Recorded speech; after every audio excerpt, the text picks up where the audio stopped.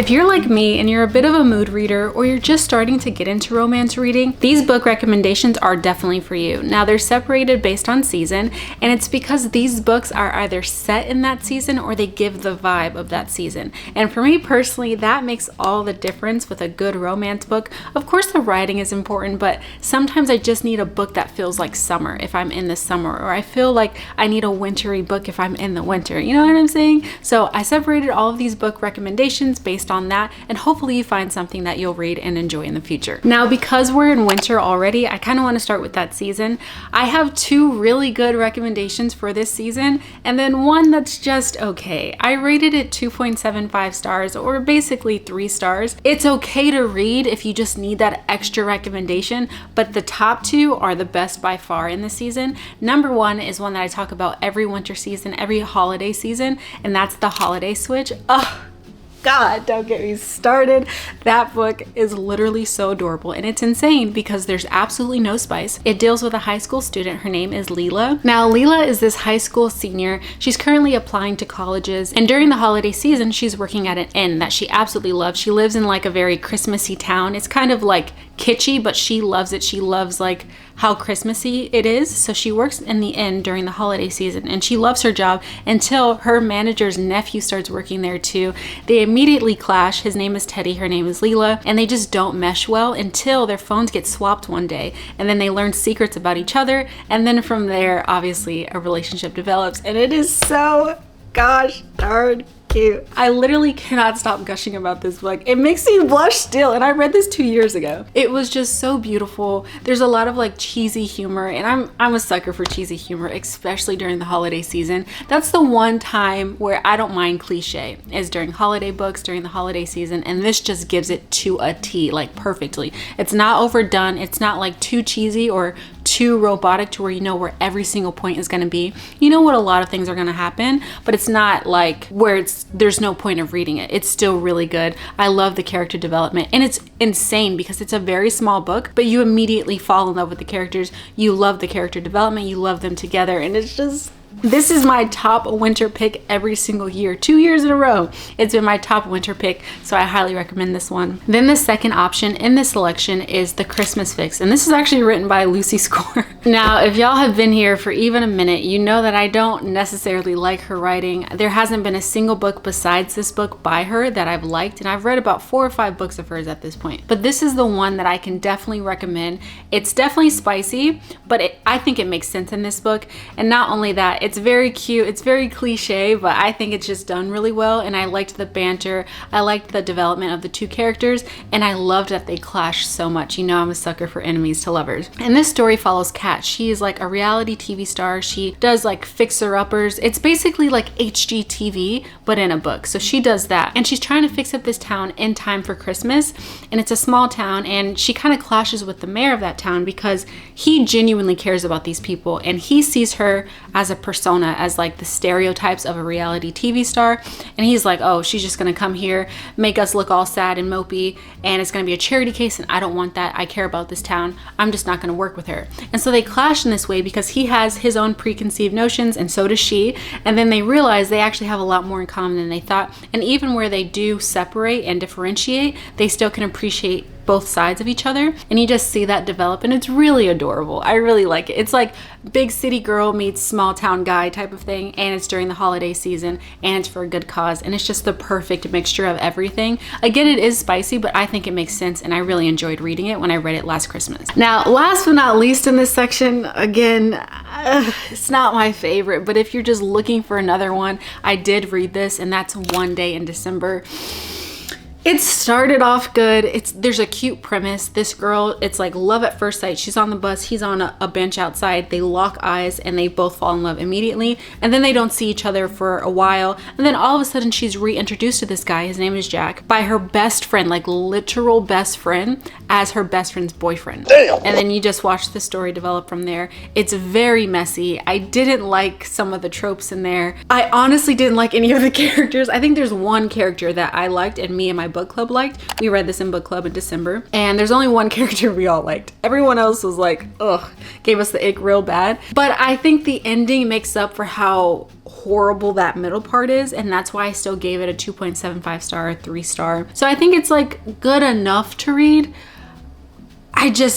It wouldn't be my first recommendation in this selection, but I'm gonna give that to you anyway. Once you start warming up from the winter and you're looking for something a little more bright, a little more happy, I feel like these books fit this perfectly for the springtime. Now, they're not necessarily occurring in the springtime, but they give me springtime vibes. You know what I'm saying? It's like right before summer, you're not necessarily out on the lake every single day, but you're outside, you're breathing in the fresh air, you have beautiful scenery, it gives you a good, happy feeling. You can leave your coat at home, stuff like that. It gives me that kind of vibe.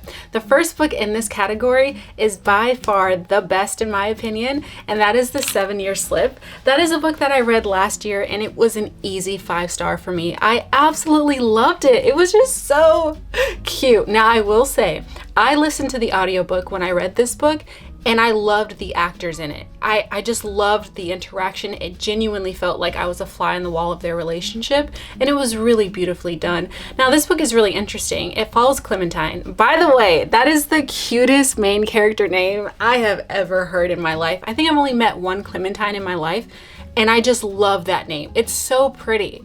Like, it's so pretty. Like, stop. No, because you're giving main character. Clementine? Ugh.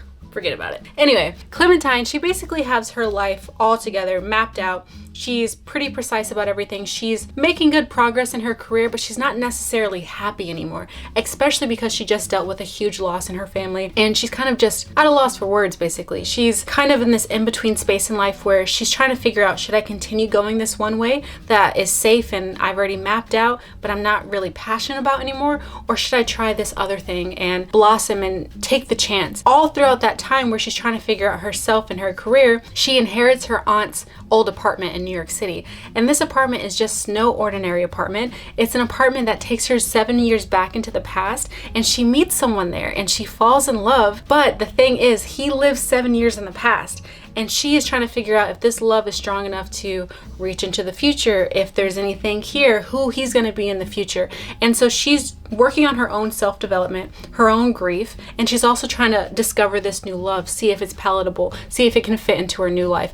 And all of these different elements, it could seem chaotic, but it comes together so well. I feel like the author wrote this really, really well. This is my first book and only book I've read from this author, but it blew me away. I absolutely loved it, and I highly recommend it to you. It's bright, it's happy, it makes you think. It's not just romance, there's so many other elements, and I just had such a fun time, and I feel like it fits perfectly for the spring season. Now, another one in this category is definitely a favorite as well. It was a 5-star for me, and it's When in Rome.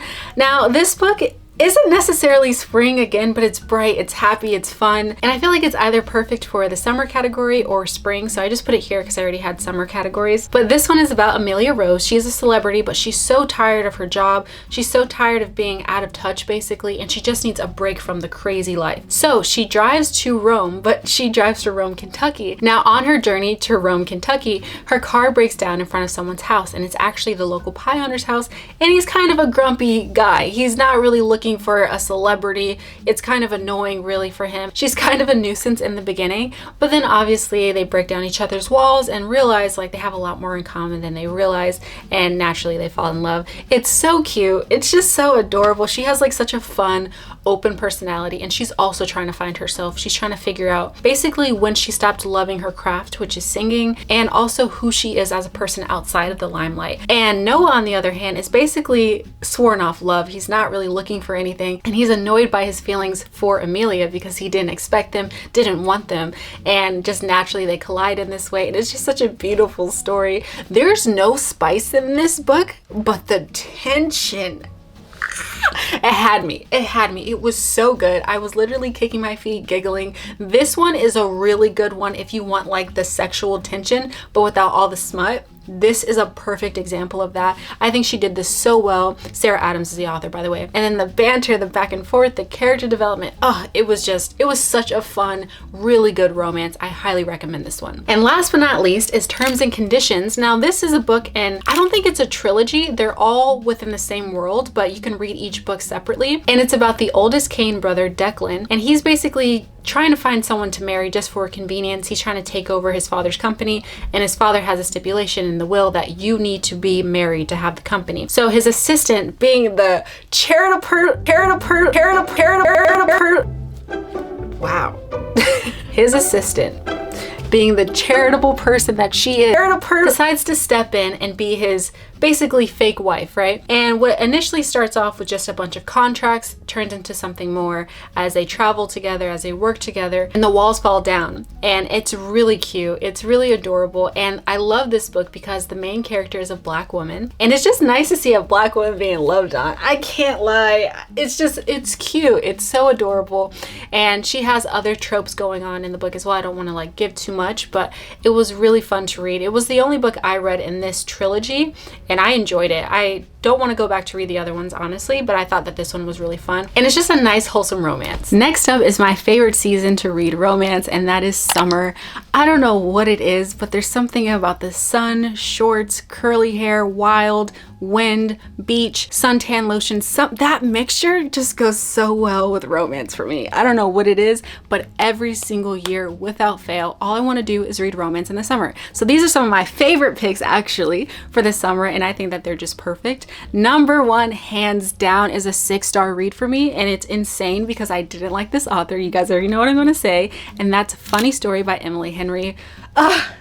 I have no words for how perfect this book is. This book was so freaking good. I don't know, like what else do you need me to say? I've talked about this book so much that I'm tired of talking about it because it's that good. I've mentioned it that many times. This one and the next one, which is Love in Other Words, these are my top 2 romances of all time. If you guys know, I've only ever said my number 1 romance of all time, period, nothing can beat it, is Love in Other Words. Now all of a sudden Emily Henry's book, Funny Story, is right neck and neck with me. Crazy. Like literally unheard of, but here we are. So let me talk about them one by one. Funny Story, let me just tell you, side note, I listened to this book. I listened to the audiobook. This audiobook is perfection. Listen to me. It is perfection. If you're gonna enjoy this book, definitely read it. Definitely get the physical book because you can never go wrong with the physical book. But this audiobook, game changing. I literally felt like I was in the room with them, like looking at them talking. Like it's just so good. The inflection, the voices, the emotion, they ate this up. This audiobook on Spotify, absolutely incredible. One of the best audiobooks that I've ever listened to. This follows the relationship of Daphne and now Noah, but before that she was with someone named Peter, and Peter was the love of her life. They were gonna get married, and she actually moved into the town that he was from. And from there they had like a picturesque relationship, and she always loved hearing him tell their love story. It's very like cliche, very cute. Until one day Peter wakes up and he's like, you know what, Daphne, I'm actually in love with my best friend. My childhood best friend, yeah, she's the love of my life. I know I made you move here, relocate, and we're supposed to get married, and you're literally telling all of your family that we're gonna get married. I know we already did all of that, but actually I was just kidding, and I wanna marry my best friend. I'm in love with my best friend. Crazy. And then from there, because she's in this new town, she has to find a new place to live, obviously. And the only other person who knows what she's going through is Peter's best friend's ex-boyfriend, Miles. I think I said Noah at first, it's Miles.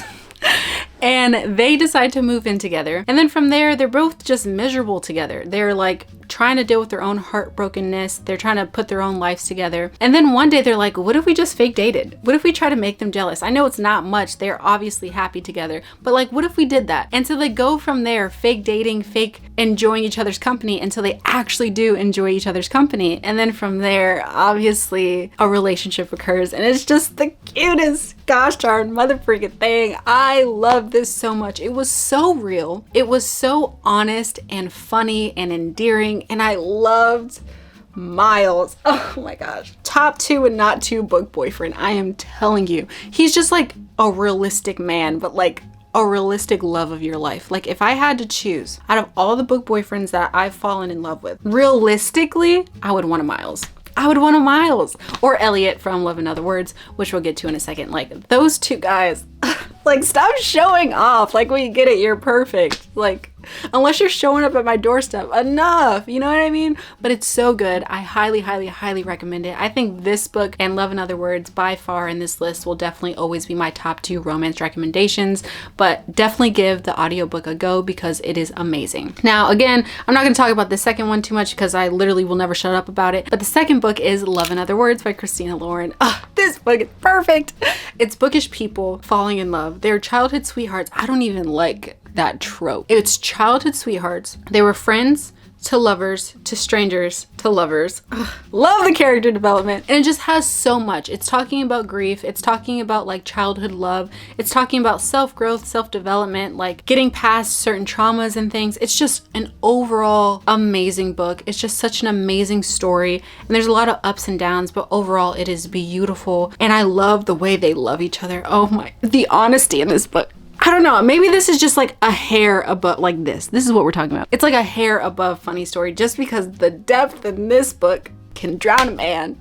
It is so good. It is so beautiful. Like literally, I'm at the point now where I'm like, I gotta read it again. I'm itching to read it again. Like it is so good. I think about this book all the time. I literally talk about this book all the time. I read this in what, like the end of 2022, early 2023, and it's still on my mind to this day. To this day! Like how many videos have I talked about this book? Like you just need to read it at this point. If you haven't read it and you've been here this whole time, first of all, you better be subscribed, but you also need to read this book. Like what are we talking about right now? It's so good. It's so perfect. If you want to know what my taste in books is at all and you want to judge my taste, that's the book for you. Okay, that and Eleanor Oliphant is completely fine. Those are my top 2 books. If I had to be judged by any books to determine if I have taste, it would be those 2 books. And I know I'm gonna win. Like it's just so good. You need to read it. It was just such a fun time. Now this next one it's really hard to come after those 2 books, and this next one's really good. I still gave it 5 stars, but it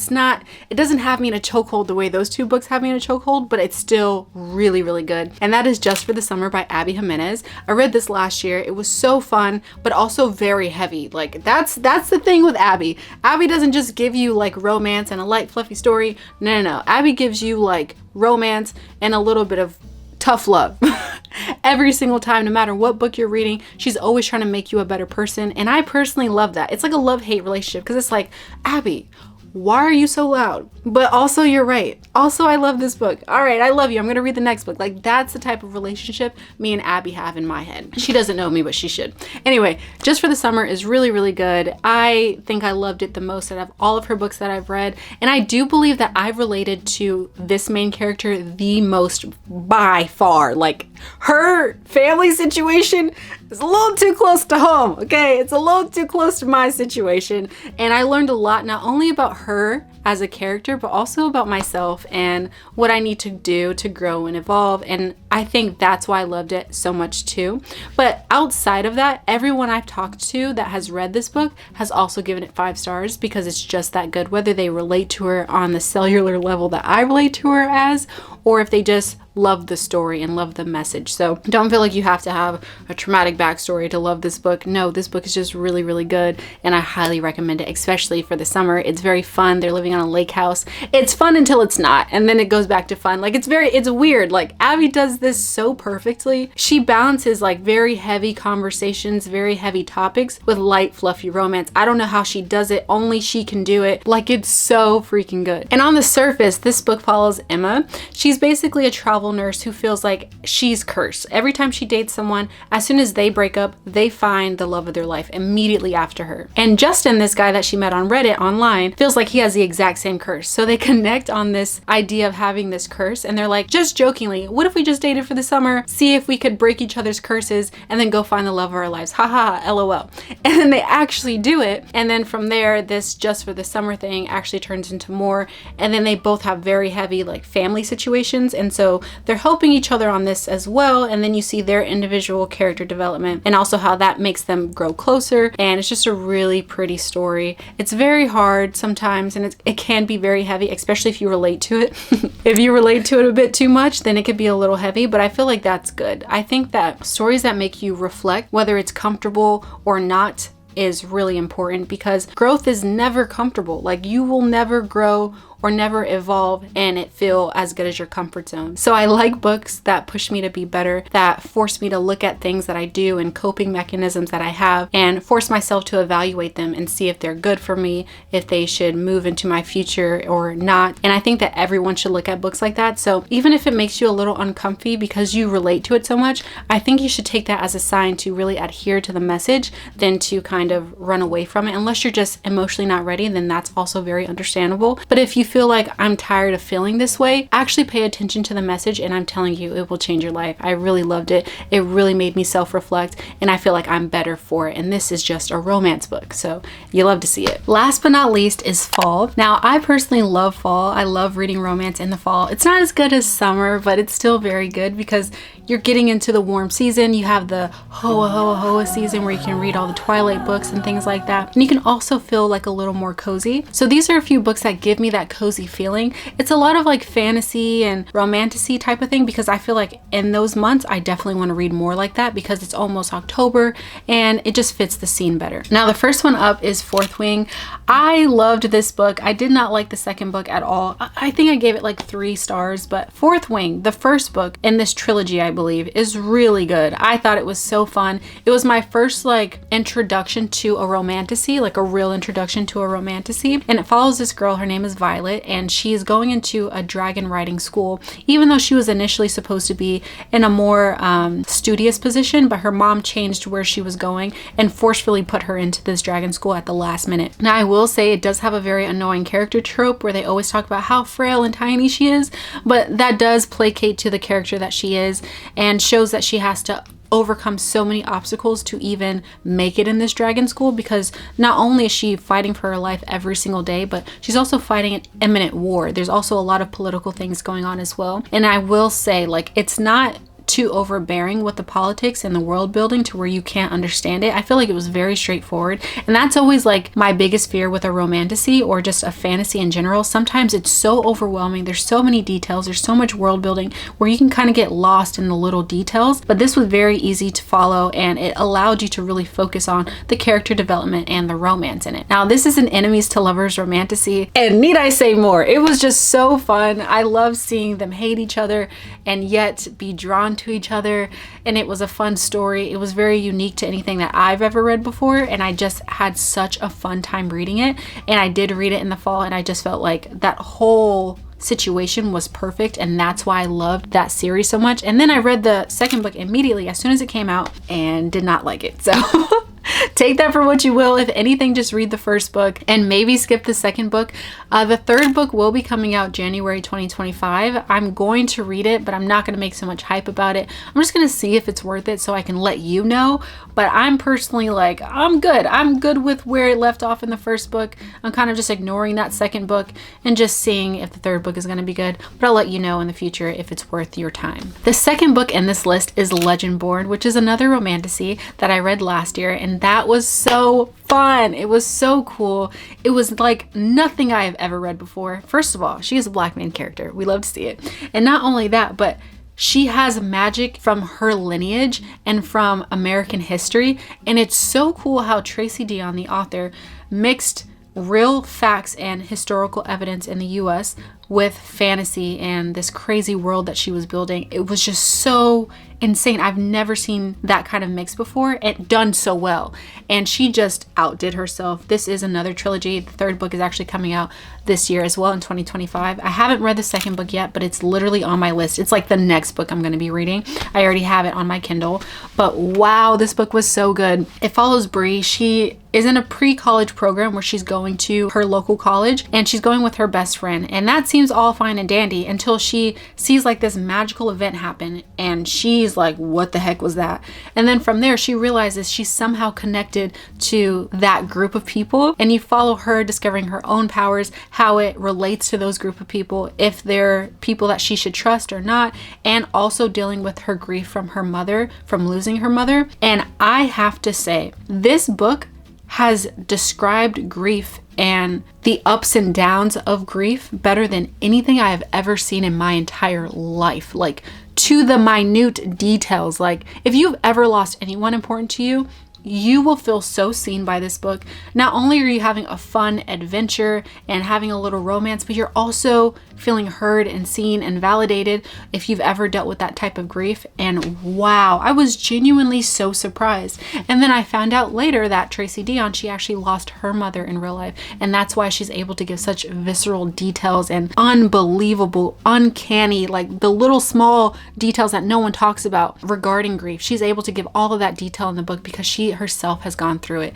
and it makes sense. I was like, even in book club, because we read this in book club, I was like, there's no way this woman has not lost somebody, because she is describing grief in a way that no one has ever understood. And I was right. Unfortunately, I was right. And wow, this book is so good. It's so fun. There's a little hint of like a love triangle, which I usually hate, but she does it very, very well. It's so cute. I really love all the characters, the main characters, and I love the story development. I will say the world building in this can get very confusing. It took me and my book club a second to really figure out how all the powers worked and like the hierarchy. And I did have to do a little bit of research, but I'm telling you, it takes like 5 to 10 minutes to figure that out. And then from there, you're just on a roll and you're enjoying yourself. But you really do have to pay attention to the details and the moving parts, because you can easily get lost. And I was definitely lost for a little bit until I sat down and took a second and tried to figure out what was going on. And then from there, I just enjoyed it so much. So that's just like a little bit of a warning, just because she puts so much detail in this. There's so much going on that you really have to focus. But that book is definitely worth paying attention to. I'm telling you, it is so good. And last but not least in this category is Better Than the Movies. This is by Liz Painter. This has 0 spice as well. So did the last book. That had no spice. Fourth Wing does have spice, but it's not too much. I felt like it fit perfectly in the book. But the last two options, this one and Legendborn, has no spice. Now with this one, it is so cute. The reason why I put it into the fall season is because, first of all, I rated this 5 stars as well. And this story follows Liz. She is a hopeless romantic through and through. She got that from her mom, and she lives her life like it's a rom-com. She believes that she's gonna find her love, her true love, the way that you would from a rom-com. So she's like fully in it, and she dresses like it. Her personality is like that, and it's really adorable to see. And she's determined to make her childhood crush fall in love with her. Like, she is willing to do whatever it takes to make this man, Michael, fall in love with her. And it's really funny to see, because I feel like every girl has gone through that at some point, where it's like, I don't care what he thinks, I'm gonna be whoever he needs me to be to make him fall in love. And obviously it doesn't necessarily work out. But while she's trying, she enlists the help of her annoying neighbor, Wes. He also goes to her high school, and they've hated each other since they were kids. And as she continues to get close to him, because he's supposed to be helping her get Michael to fall in love with her, they realize that they have more in common than they thought. And obviously, naturally, something happens there. But it's a really cute story. There's absolutely no spice. It's very wholesome. It's very pure. And she's dealing with a lot of other elements as well. Like, you watch her grow a lot in this book. And it's just really cool to see them both like support each other, even though they're kind of reluctant in the beginning. And it's just like a really fun story. And it's something that I haven't forgot. I didn't even read that last year. I think I read that in 2023. And I still think about the book. It's just so cute. And I think it fits in this category really well, because it's during the school year. It's typical high school BS like that they're dealing with, outside of the romance and their own character development. And it's just really cute. I enjoyed it a lot. I gave this 5 stars, and I think you would definitely enjoy it as well, especially in the fall season if you're in school or you're also in high school as well. Now, those are all my book recommendations for the seasons. Let me know in the comments down below which one was your favorite, which book you definitely want to read or have read already and you agree or disagree with. And also give me some more recommendations as well. I'm always looking for good romance. But that is it for me. I love y'all so much, and I'll see you guys in the next video. Bye!